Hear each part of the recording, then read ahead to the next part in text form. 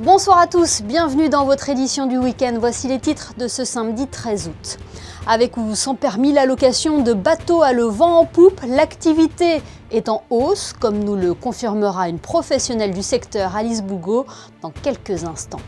C'est une façon pratique et avantageuse de visiter la principauté. Monaco Le Grand Tour offre la possibilité de découvrir tous les hauts lieux touristiques monégasques en bus. Nous vous emmènerons à bord. Lundi, nous serons le 15 août, jour de l'Assomption. L'abbé Christian Venard sera avec nous pour évoquer l'une des grandes fêtes de la vie religieuse qui célèbre la Vierge Marie. La Méditerranée est une véritable invitation à prendre le large. Avec ou sans permis, avec ou sans skipper, naviguer est accessible à tous en respectant bien évidemment les réglementations en mer. Les loueurs de bateaux connaissent d'ailleurs une hausse de la fréquentation. Allons voir justement si cette tendance se confirme avec une professionnelle du secteur basée à Monaco. Bonsoir Alice Bougot. Bonsoir. Est-ce que les locations de bateaux ont le vent en poupe ? Oui. Chaque année, c'est de plus en plus beau. Et quelle est l'origine de cet engouement grandissant ? Je pense que les gens, avec le Covid, ils en ont eu marre et ils veulent tous venir nous voir, venir s'amuser, être sur l'eau, libre. Et la hausse des tarifs des carburants ne les a pas freinés ? Non. On a augmenté tous nos prix à cause du carburant, malheureusement, mais ça n'a rien changé du tout. Alors, quel type de bateau est le plus fréquemment loué chez vous ? Nous, c'est toujours les bateaux rapides pour aller à Saint-Tropez et la Guérite. D'accord, ça correspond à quel genre d'unité ? C'est des bateaux de à peu près 12-15 mètres qui sont open avec des grands bains de soleil et rapides pour être en 1 heure, 2 heures sur les lieux. Qui peuvent accueillir combien de personnes ? Ça dépend, entre 12 et 10. Et qui sont vos clients principalement ? Cette année, énormément d'Américains. Je pense que vraiment 80% ce sont des Américains. Et après, monégasques, Cap d'Aille, Français, mais beaucoup moins de Français par contre que les autres années. Après le Covid, on a eu une vague de Français et maintenant je pense qu'ils sont partis peut-être un petit peu plus loin. Est-ce qu'il y a des formules qui séduisent plus que d'autres ? Vous proposez justement des petites formules spéciales pour des virées en mer ? Oui, on a les petits sunsets qui durent 2h30 le soir. Et ça, c'est souvent des petits couples qui viennent où on fait les balades un petit peu au large aussi pour voir les mammifères. Ça marche très bien. Il y a un budget à respecter. Est-ce qu'ils viennent avec une enveloppe en vous disant voilà, j'ai tant d'argent sur moi, qu'est-ce que je peux avoir pour une belle sortie en mer ?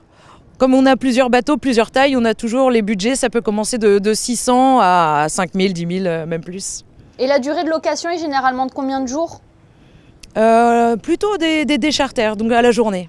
Et quels sont les lieux que vous nous conseilleriez, Alice, pour une sortie en mer ? Quels sont les spots incontournables ? Pour moi, c'est vraiment entre Nice et Monaco. Il y a toutes les petites criques, Saint-Jean-Cap-Ferrat, La Mala, il y a rien de mieux. Après, les îles de l'Érins sont aussi magnifiques, mais il y a tellement de monde. Ici, on est quand même on est beaucoup mieux. Puis on est privilégié en bord de Méditerranée. Oui. Quelle est l'image que vous garderez de cet été ? Quels sont les retours des clients que vous avez principalement ? C'est le plus beau jour de ma vie.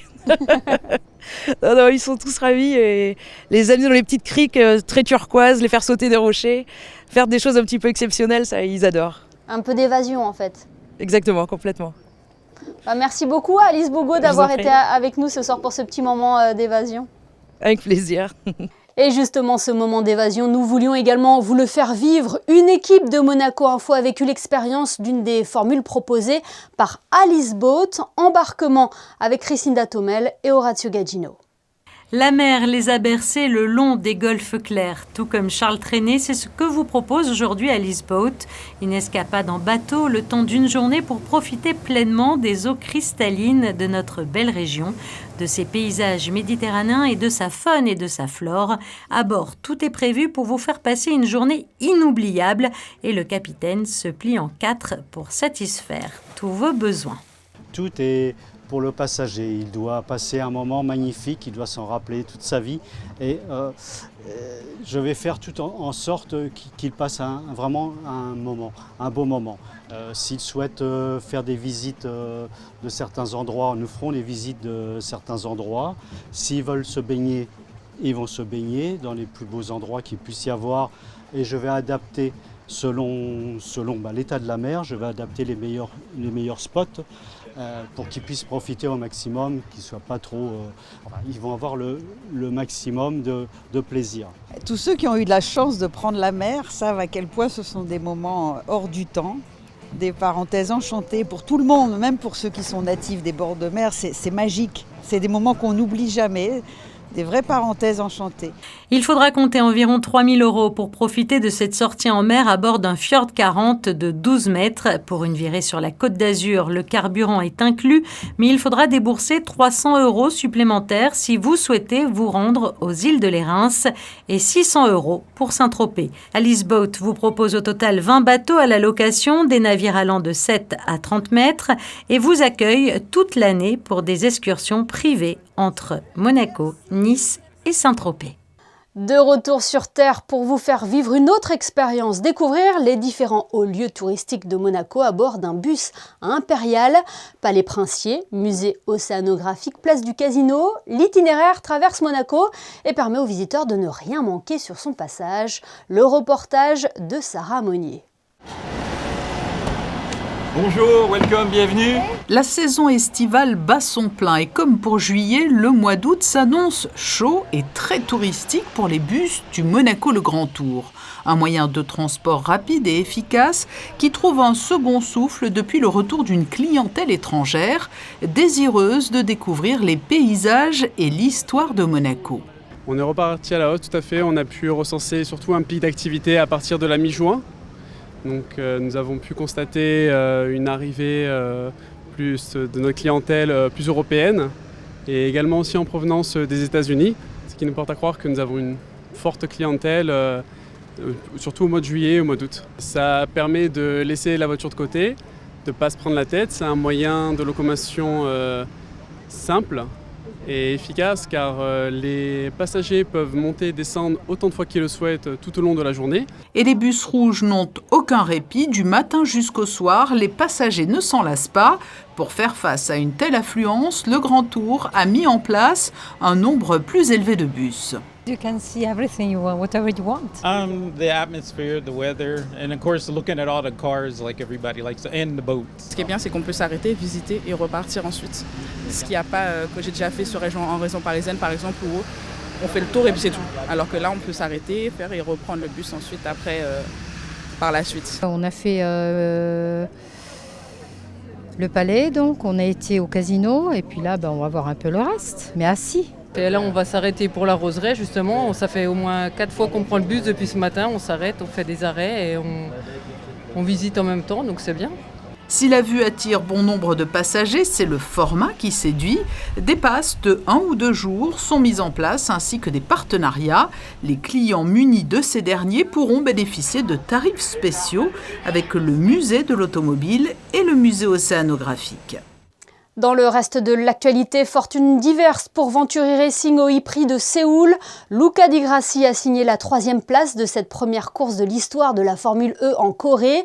Ce podium permet à l'écurie monégasque de marquer des points au classement constructeur. Elle est actuellement 2e et tentera d'aller chercher le titre demain lors de la dernière course de la saison. En revanche, désillusion pour Edoardo Mortara qui a laissé filer ses chances de titre mondial. Le pilote Venturi a été contraint à l'abandon en cours de course. Au championnat d'Europe à Munich, Quentin Antonielli a fini 5e de la demi-finale AB. Demain, à l'aube de ses 28 ans qu'il fêtera le 15 août, le rameur monégasque retrouvera notamment en finale B le médaillé d'argent de Tokyo, le Norvégien Bosch. Finale à suivre à 10h30. Le 15 août, c'est lundi, jour qui correspond également à l'Assomption. Justement, intéressons-nous à la symbolique et aux origines de cette fête religieuse avec l'abbé Christian Venard. Bonsoir. Bonsoir. C'est bel et bien la Vierge Marie qui est à l'honneur le 15 août. Oui, c'est la fête, la grande fête, la solennité de l'Assomption de la Vierge Marie, qu'il ne faut pas confondre avec l'Ascension de Jésus, son fils, bien sûr. Oui, parce que ce sont deux termes différents. L'Assomption, c'est enlever et l'Ascension, c'est monter, c'est cela ? Exactement. C'est-à-dire qu'à l'Ascension, Jésus, qui est Dieu, qui est le Fils de Dieu, remonte vers son Père. À l'Assomption, ce que nous fêtons, c'est Marie qui, au moment où elle arrive à la fin de sa vie terrestre, elle remonte vers le ciel avec son corps et son âme. Nous, quand nous mourrons, eh bien, il y a une séparation, c'est la définition même de la mort, entre notre âme, ce principe spirituel, et notre corps. Et puis, très très tôt, alors c'est pas dans les évangiles, on va pas trouver ça dans les évangiles, mais très très très très tôt, dans la vie des chrétiens, il y a eu cette idée profonde de dire que le corps de celle qui avait porté le Fils de Dieu, Jésus, ne pouvait pas connaître la corruption. Et donc, très, très tôt, il y a eu cette tradition que Marie avait été enlevée, corps et âme, vers le ciel. Alors, en Orient, c'est une fête qui est célébrée au moins depuis le 5e siècle. En Occident, c'est depuis le 7e siècle. Nous croyons vraiment que Marie est montée au ciel avec son corps et avec son âme. Et comment pourrions-nous qualifier cette fête? C'est une fête de paix, de communion?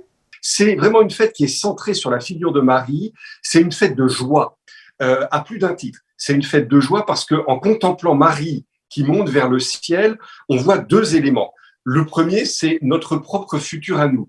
Nous aussi, un jour, à la suite du Christ, à la suite de Marie, nous monterons au ciel. Et puis, un deuxième élément de joie, c'est qu'en Marie, nous voyons notre maman du ciel, comme on aime l'appeler. On voit cette Vierge Marie, cette maman de Jésus, qui est notre protectrice à tous.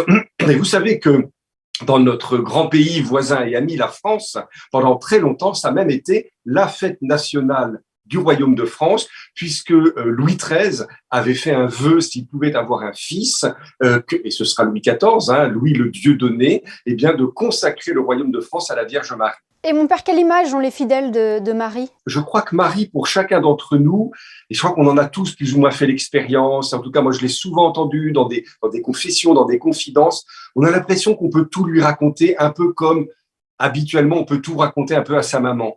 Et c'est vrai que parfois c'est plus facile d'aller dans la prière, d'aller vers Marie. C'est pour ça que beaucoup de fidèles catholiques aiment énormément la prière du chapelet. Et vous savez que dans toutes les grandes apparitions mariales qui ont été reconnues par l'Église catholique, à chaque fois, la Sainte Vierge a recommandé cette prière du chapelet, qui est une prière toute simple où on égrène les « Je vous salue Marie ». Et ce qui me fait penser aussi, vous savez qu'en France, c'est aussi un très grand moment à Lourdes, où c'est le grand pèlerinage national à Lourdes. Et on voit bien que cette image de la Vierge Marie, c'est une image qui nous parle à tous, parce que c'est une humble jeune femme qui donne naissance à un Dieu et dont le sort a bouleversé l'humanité tout entière. Mon père, vous avez évoqué le pèlerinage à Lourdes. Pourquoi l'Assomption est souvent associée à ce pèlerinage?